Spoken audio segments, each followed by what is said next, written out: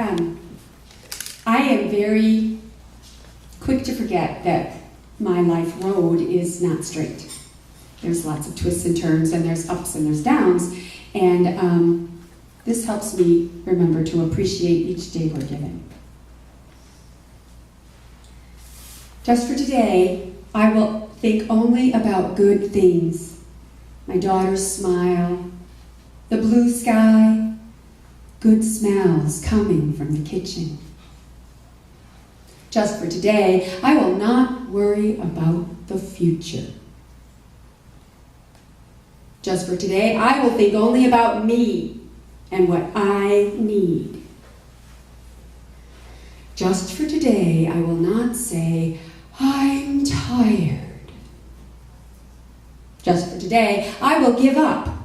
I will curl up on the couch and watch movies all day, eating popcorn and drinking tea. Just for today, I will go for a walk and look for signs of life and growing. Just for today, I will concentrate on how I feel inside and not how I look on the outside.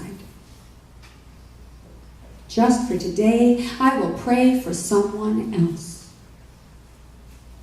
Just for today, I will go shopping and not feel guilty.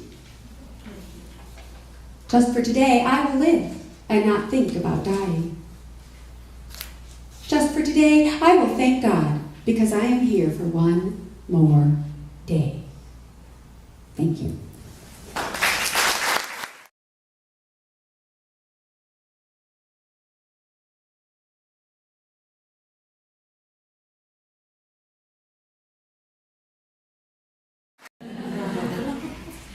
This is a part of a story I wrote or have been writing on a new book I'm working on. It's called You Won't Believe This. Leonard, a newly minted young attorney, struggled up the long staircase to their modest walk-up in Queens. He didn't look well. His face was bruised, and there was an ugly red slash across his cheek. His pretty young wife, Mary Jo, met him at the front door.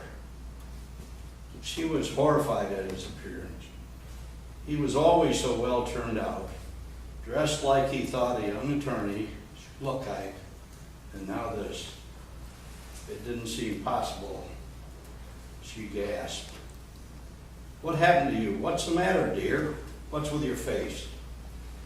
Before he could answer, she added, sit down and I'll get the antibiotic.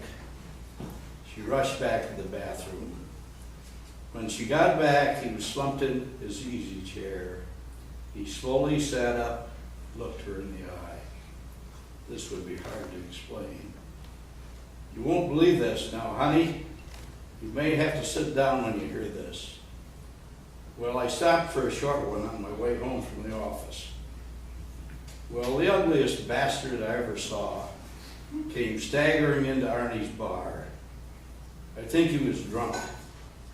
He started cursing. The dirtiest talk you ever heard. He walked right up and got in my face. I was just sitting there minding my own business. It was all about politics. I gathered he was right. Didn't know what the hell he was talking about. I ignored him for a while. Arnie told him to calm down. Well, one thing led to another. I lost my cool, let him have it right in the chops. Knocked him out cold. It's the honest to God truth. You can see I had to do it, but when the cop came in, it was all my fault. I was a provocateur. There he was on the floor, and I was still standing. Can you believe that? He was on the floor, and I was standing there. Presumptive evidence of guilt. You know, I don't get in fights. To tell the truth, I do have trouble with that. Like you said, I don't believe that. You've never gotten a fight in your life. It's the honest to God truth. Where have you been all this time? Why are you so late? Why didn't you come right home? She asked. It's a long story. This dumb cop hauled me down to the station, booked me for assault. I have to appear in court next week. Poor dear, I'll fix you a drink. Do you want something for your face? How about an ice pack? I'll be all right, but I could use a drink. She was such a wonderful wife, but sometimes she just didn't seem to understand a man's point of view.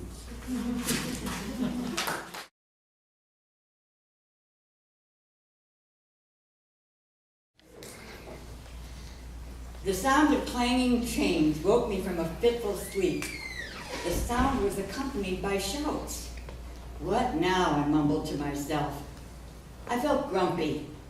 I was frustrated and furious with our teenage daughter after I caught her trying to sneak into her room at 2:10 a.m.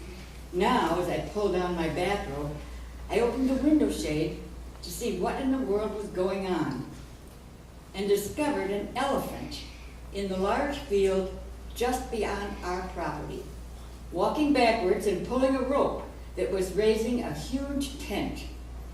Obediently, it released the rope when the elephant boss men attached to the poles already inserted into the dirt, guaranteeing that the canvas would remain taut. "Don, there's an elephant in our backyard," I exclaimed. My husband, alarmed by my shaking voice, jumped out of bed and ran to the window.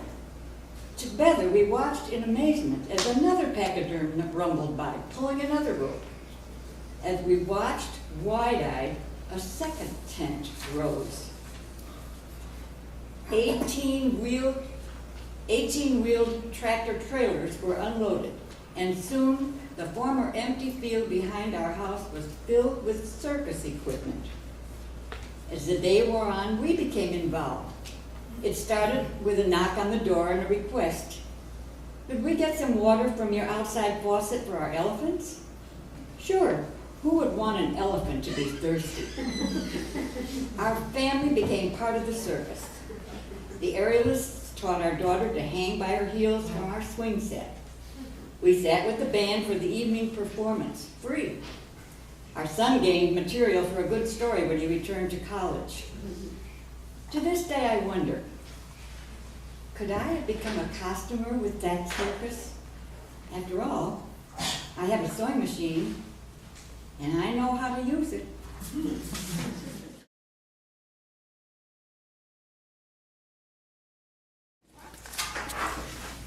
Thank you.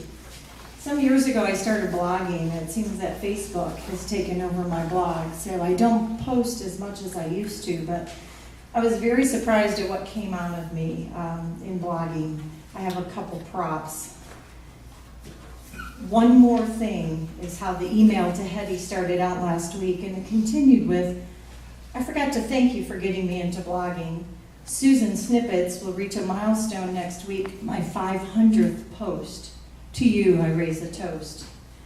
That milestone, my friends, is today. Truth be told, I never thought about blogging. Hetty blogs at the Hetty Experience, and she writes beautifully.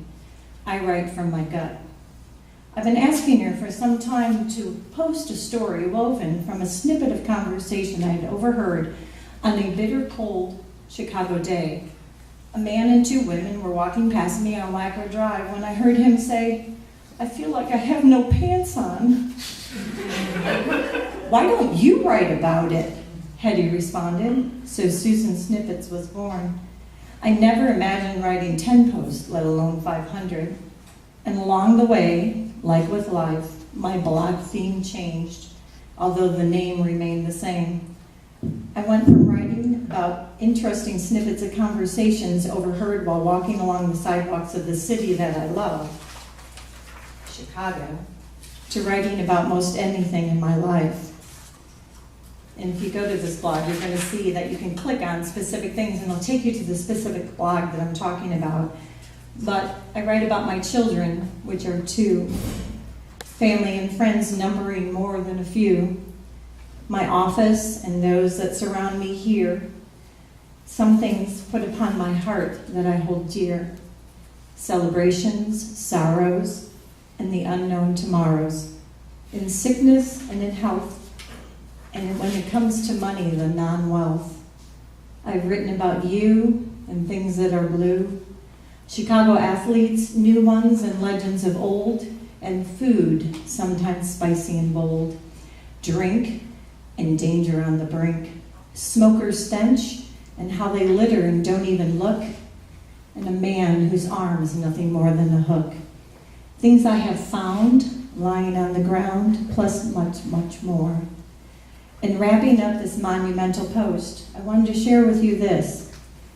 I would be less than honest of me if I did not admit that I would love to have a blog as popular as these three. At the top of the list is Ree Drummond, the pioneer woman. During her recent cookbook signing trip, Ree stopped in the Chicago area, and I got to meet and hug her and be recognized because of my comments that rhyme. What a fabulous time. Second up is the incredible, interesting, well-traveled, artistically talented Lisa Bordnais Giamonti, who blogs about it all at A Bloomsbury Life. She lessens my strife. And third on the list is my Midwestern down-to-earth blogging pal, Liz, who not only can write like a seasoned author twice her earthly age, but is also incredibly funny. I can so relate. Honest and sharing it all with us at Mabel's house, yay. Liz blog brightens my day. But, and there is usually a but I must state that if Susan Snippets never gains the momentum needed to reach the masses as those above do, I'm perfectly fine with writing just for the few, one of which is fantastically you. Thank you for reading and commenting as you can, along with generally loving me just the way I am, and a hug and a kiss. And then I just want to read one short one that I wrote. I had a dream last night that was so vivid. I awoke this morning knowing the most inner thoughts of the dream family. The cast consisted of three. A middle-aged single mom filled with the hope that she is viewed by all as a dedicated parent trying her best. Her almost legal to drink son and a daughter who'll graduate high school none too soon. This family resided in a 100-year-old home, the layout still etched in my mind. 2 thin-walled bedrooms and a small attic, a tiny room off the first floor main living area where this woman's son slept, and 1 bathroom next to the kitchen. How often is a dream so intense that you're able to remember such details? Incredible. As the mother laid in her attic bedroom debating if her aged bladder could make it through the night, or if it needed emptying one last time, she heard her son arrive home, a rare 10 minutes prior to curfew. After some time had passed, she decided to use the bathroom, so she walked down the small winding stairs and headed to the back of the house. Upon entering the kitchen, she witnessed her son scurrying from the counter back to the bathroom with a whole roll of paper towels in his hand. And I recall her asking, "What is going on?" He replied, "I think I clogged the toilet." Think, she thought to herself in that dream. With that, she opted for the possibility of wetting the bed and headed back upstairs. This mom was nearing sleep at about 12:45 a.m., and I know because I saw her alarm clock ever so clearly in the dream. When she overheard her daughter in the bedroom next to hers talking to the latest love interest on the phone. With anger, the mother picked up her cell phone and dialed her daughter's number. I recall their conversation going something like this. Dream mom said, "Get off the phone now." Dream daughter said, "Okay, but I have one question." "Yes." "Do birds have penises?" "What? Do birds have penises?" Well, I guess they have to inseminate somehow, so I guess they do." "Thanks. Get off the phone." "I will." Click. I sat in bed this morning contemplating the vividness and details of it all. What a dream. Or was it a dream? Parenting makes me scream.